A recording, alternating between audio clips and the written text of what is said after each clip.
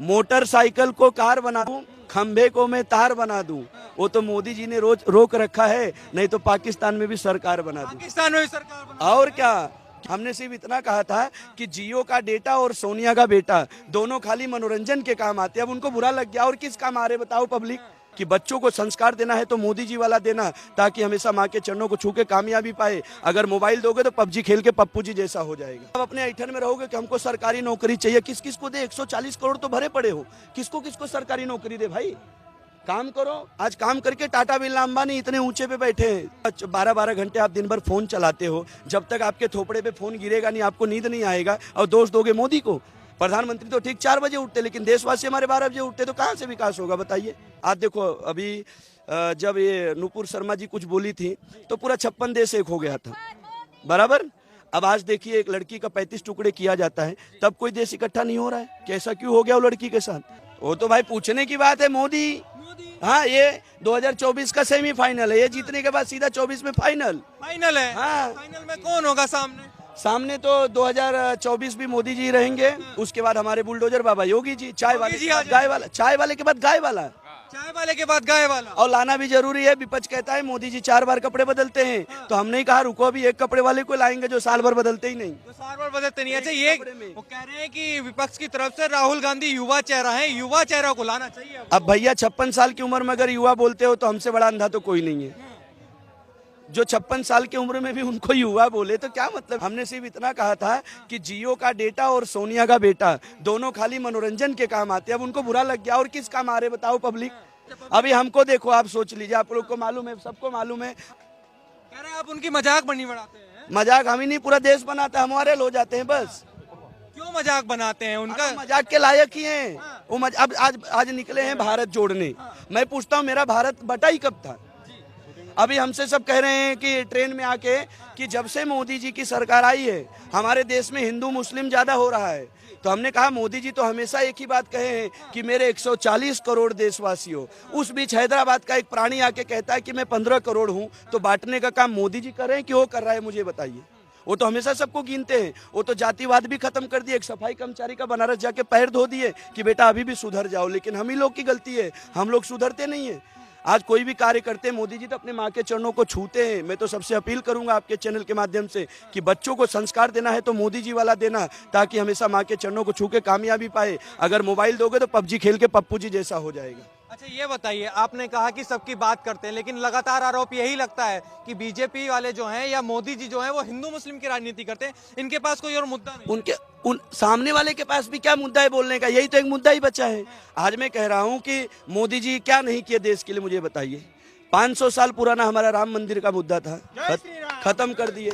हमसे ट्रेन में एक आदमी बोले आपको 15 लाख मिले हैं क्या? मोदी जी का तारीफ करते हो। हमने बोला साहब 4 किस्तों में दिए हैं।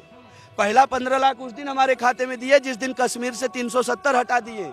दूसरा 15 लाख उस दिन दिए जिस दिन मुसलमान महिलाओं को सम्मान देके 3 तलाक हटाए। तीसरा किस्त उस दिन दिए जब राम मंदिर का शिलान्यास हुआ। और चौथा काशी विश्वनाथ कॉरिडोर भी दिए हमें। ये सब 15 लाख के किस्तों में गिनती करो। और अभी बहुत सारे 15 लाख आने बाकी है, क्योंकि देश में कुछ कानून ऐसे बनाई गई है पिछली सरकारों में कि जो हमें घुट घुट के मार रही है अंदर ही अंदर। उस कानून को हटाने के लिए मोदी जी को पूर्ण बहुमत से गुजरात से जीता हो, सेमीफाइनल जीती रहे, मोदी जी को कोई कहने की बात नहीं। एक नाम आता है केजरीवाल जी का। केजरीवाल नहीं, खुजलीवाल। पूरा नाम बताओ। केजरीवाल जी। हाँ, उनको हमेशा खुजली रहता है। उनको एक ही बात की खुजली है कि मेरी सरकार बनाओ, मैं हर जगह दारू के धंधे करवाऊंगा। आप अपने बच्चों का भविष्य पढ़ा लिखा के आगे बढ़ाओगे कि बेवड़ा बनाओगे? मुझे बताओ। उनके संस्कार देखो। मेट्रो ट्रेन के ऊपर उन्होंने दारू का धंधा खोला है।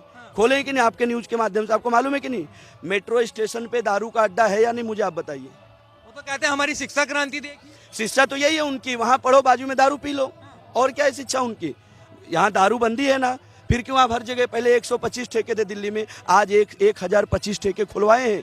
हस्बैंड 300 रुपए का रोज दारू पी जाता है, पत्नी को 300 यूनिट बिजली फ्री देके खुश कर दिए हैं। और वो भी फ्री देते नहीं, खाली कहते हैं। अगर देश फ्री के चक्कर में पड़ेगा तो जल्द ही हमें श्रीलंका का पार्ट 2 देखने को मिलेगा। आई हेट्स फ्री। देना है तो काम दो। केजरीवाल के पास मुद्दा ही नहीं है। लड़ना है। बेरोजगारी किसके पास है? जो निकम्मे लोग हैं, नाकारे लोग हैं, जो काम नहीं करते। यहाँ देखो, ट्रेन में काम करके अपने 8 परिवार को मैं जिलाता खिलाता हूँ, तो मैं कहीं का बेरोजगार? पानी पूरी वाले बेचने वाला बेरोजगार। अब आप अपने ऐठन में रहोगे कि हमको सरकारी नौकरी चाहिए, किस किस को दे? 140 करोड़ तो भरे पड़े हो, किसको किसको सरकारी नौकरी दे भाई? काम करो। आज काम करके टाटा बिरला अंबानी इतने ऊंचे पे बैठे हैं, नौकरी करके नहीं बैठे हैं। तो काम करिए, काम से शर्मिंदगी मत करो। आधा आधा पूरा 12-12 घंटे आप दिन भर फोन चलाते हो, जब तक आपके थोपड़े पे फोन गिरेगा नहीं आपको नींद नहीं आएगा। और दोष दोगे मोदी को? प्रधानमंत्री तो ठीक 4 बजे उठते, लेकिन देशवासी हमारे 12 बजे उठते, तो कहाँ से विकास होगा बताइए? बोलिए। वो तो कहते हैं हम तो जनता का पैसा जनता में लुटा रहे हैं फ्री की योजनाओं से। कौन? केजरीवाल दारू बेचवा रहे हैं, इसके लिए लुटा रहे हैं। खालिस्तान से उनको पैसा मिल रहा है, बड़े बड़े स्टोरों से उनको फंडिंग की जा रही है। अब उनके एक पार्टनर है पंजाब के, क्या नाम है भैया उनका? भगवंत मान। न्यूज में क्या बोले थे? बोले मैं 15 दिन मुझे आने दो, पंजाब का नक्शा बदल दूंगा। फिर मैंने देखा बीबी बदल के रख दिए थे। ये संस्कार है उनके। कह रहे हैं हम तो हनुमान भक्त हैं, ईमानदार हैं हम। ये तो मोदी जी के आने से अच्छे अच्छे जनेऊ पहनने लगे, नहीं तो कोई भक्त नहीं थे। ये मोदी जी के आने से सब जनेऊ पहन के मंदिर में दंड मस्तक कर रहे हैं, नहीं तो कोई भक्त उक्त नहीं थे। श्रवण कुमार भी बताते हैं अपने आप को, केजरीवाल जी। भाई साहब, ये मोदी जी का खौफ है, आने वाले समय में वो सब कुछ बताएंगे। हाँ, अच्छा ये बताइए, गुजरात में जब बात चलती है कि मैं श्री जन्माष्टमी के दिन में पैदा हुआ हूँ, केजरीवाल जी बोलते हैं कंसों का वध करने आया, कंसों की औलाद। मुझे तो लगता है पैदा नहीं हो, डाउनलोड किए गए होंगे उस टाइम पे, क्योंकि वो, हाँ, उनको हर एक चीज में सपना आ जाता है। नानी बोली थी मैं दर्शन करने नहीं जाऊंगी, बाबरी मंदिर तोड़ के बना है मस्जिद, नानी बोलती थी उनकी, तो फिर क्यों यहाँ के कृष्ण और राम करके जाते हैं? नहीं करना चाहिए ना उनको। वो पहली बात तो हिंदुत्व की कुछ लड़ाई नहीं लड़ते। और मैं एक ही बात सबसे कहूंगा कि कोई हिंदू मुसलमान नहीं, हम 140 करोड़ हैं। हम एक होकर के अगर अपने देश में काम करेंगे तो 10 साल बाद अमेरिका वाले वीजा बना के भारत में नौकरी करने आएंगे। लेकिन हम एक हो जाएंगे तो हम लोग बट रहे हैं टुकड़े में ही। हमको तो अंग्रेज बांट के गए, तो हम उसी पे चल रहे हैं। आज देखो, अभी जब ये नुपुर शर्मा जी कुछ बोली थी तो पूरा 56 देश एक हो गया था, बराबर। अब आज देखिए, एक लड़की का 35 टुकड़े किया जाता है, तब कोई देश इकट्ठा नहीं हो रहा है। कैसा क्यों हो गया वो लड़की के साथ? तो ये सब भाई खाली कहने की बात है। हर हर मोदी, भाड़ में जाए विरोधी। मोटरसाइकिल को कार बना दूं, खंबे को मैं तार बना दूं, वो तो मोदी जी ने रोज रोक रखा है। नहीं तो पाकिस्तान में भी सरकार बना दूं। पाकिस्तान में भी सरकार बना, और क्या, क्यों नहीं बना देंगे? पाकिस्तान भी तो अपने देश का हिस्सा है ना यार, क्यों नहीं बनाएंगे? मुझे बोला अखंड भारत में कौन पाकिस्तान भी आता है? 150 प्लस यहाँ आ रहे हैं मोदी जी। अब बाकी का ही प्रवचन देंगे भाई आप थोड़ा। ये भी बड़े जानकार आदमी है। अच्छा, ये भी जानकार। अरे बहुत बड़े बड़े। ट्रेन वाली बताइए वो आपकी। हाँ। ट्रेन वाले में बस कुछ नहीं भाई, मैंने इतना कहा, नेता हो तो मोदी जैसा, मुलायम तो तकिया भी होता है। मैंने तकिए को टारगेट किया पर कोई और बुरा मान गया था। राहुल गांधी जी को बहुत टारगेट किया। राहुल गांधी जी तो लो ही मत, पता नहीं गांधी है कि नहीं, मुझे नहीं मालूम, इतिहास खोलो तो मालूम पड़ेगा। आप बताइए, बड़ा माहौल बन रहा है मोदी जी का। है जो भरा नहीं निज भावों से बहती जिसमें रसधार नहीं, वो हृदय नहीं है पत्थर है जिसमें स्वदेश का प्यार नहीं। आपके चैनल के माध्यम से मैं ये बताना चाहूँगा कि गुजरात में 150 प्लस सीटें आएंगी। वो तो कह रहे हैं कि मोदी जी जाने वाले, झाड़ू चलने वाली है। जो वो बता रहे हैं मेरी सुनो। और 2024 की भी भविष्यवाणी कर दूं, मैं ब्राह्मण हूँ, भविष्यवाणी कर दूं कि 364 प्लस सीटें आएंगी, 2/3 बहुमत आएगा। ये जनता ने मन बना लिया है कि इस बार प्रधानमंत्री को हम 2/3 बहुमत देंगे तो संविधान तक संशोधन होगा। अभी बड़े कार्य इस देश में बाकी हैं। जब हमारा देश आज़ाद हुआ था तो हमारी आबादी थी 30 करोड़, इस समय हमारी आबादी है 140 करोड़।